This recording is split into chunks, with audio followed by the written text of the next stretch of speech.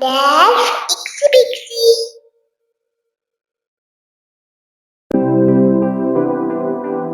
Boti Kudal curry, chili powder, curry Kulambu masala, curry leaves, salt, pepper, turmeric, onion, water, tomato, Cocunut Paste, ginger garlic paste.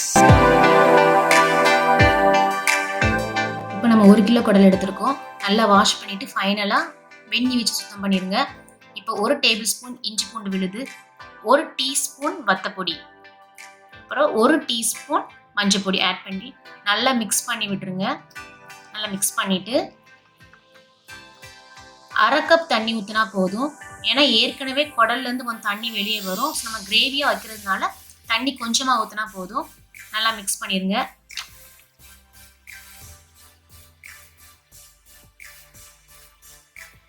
அப்புறம் குக்கரை மூடி ஒரு 6லேருந்து 7 whistle வச்சு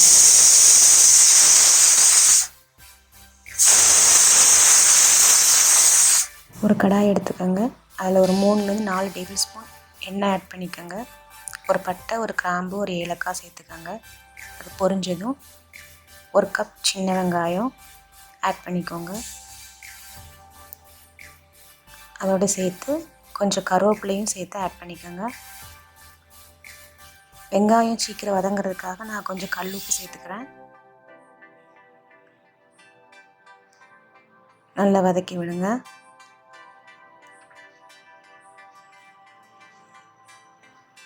வெங்காயம் கொஞ்சம் colour மாறினதும் 1 table spoon இஞ்சி பூண்டு பேஸ்ட், பச்சை வாசனை போகிற வரைக்கும் நல்லா வதக்கிங்க.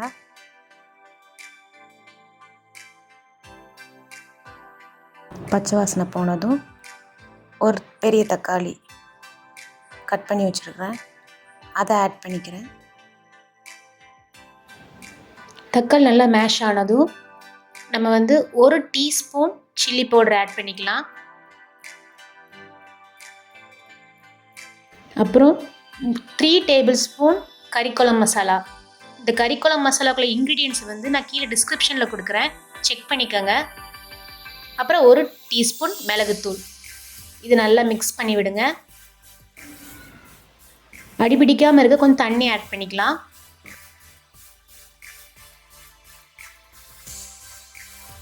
தண்ணி ஆட் பண்ணி நம்ம கொஞ்சம் மிக்ஸ் பண்ணி விட்டுடலாம். அப்புறம் ஆல்ரெடி நம்ம வேக வச்சுருக்கோம் குடல், ஒரு 7 விசில் வச்சுருக்கேன். அதை நம்ம இப்போ ஓப்பன் பண்ணி அதை நம்ம அங்கே கடாய்க்கு ட்ரான்ஸ்ஃபர் பண்ணிடலாம். இப்போ நம்ம ட்ரான்ஸ்ஃபர் பண்ணதும் நல்லா மீடியம் ஃப்ளேமில் நல்லா கொதிக்க வைங்க.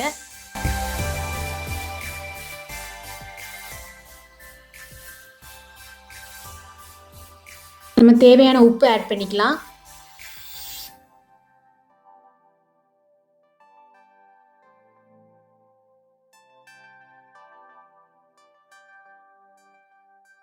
குழம்பு நல்லா கொதிச்சு வந்ததும் ஒரு 2 tablespoon coconut paste add பண்ணிக்கலாம். இது ஆப்ஷனல் தான், வேணும்னா ஆட் பண்ணிக்கலாம், இல்லைன்னா விட்டுடலாம். நம்ம குழம்பு மாதிரி இட்லிக்கு அந்த மாதிரி டிஃபன் சாப்பிடும் போது நம்ம கூட கொஞ்சம் ஆட் பண்ணிக்கலாம். இப்போ நான் மூடி வச்சிடுறேன். அப்புறம் ஒரு 5 மினிட்ஸ் கழித்து நான் பார்க்குறேன் என்ன கன்சிஸ்டன்சியில் இருக்குது. நமக்கு எந்த கன்சிஸ்டன்சியில் வேணுமோ அந்த இதில் நம்ம எடுத்துக்கலாம். இப்போ நமக்கு ஓரளவுக்கு கரெக்டாக கிடச்சிச்சு, திக்காக கிடச்சிச்சு கிரேவி மாதிரி. ஸோ நான் இதோட என்ன பண்ணுறேன், கொத்தமல்லி ஆட் பண்ணி நான் ஸ்டவ்வை ஆஃப் பண்ணிடுறேன்.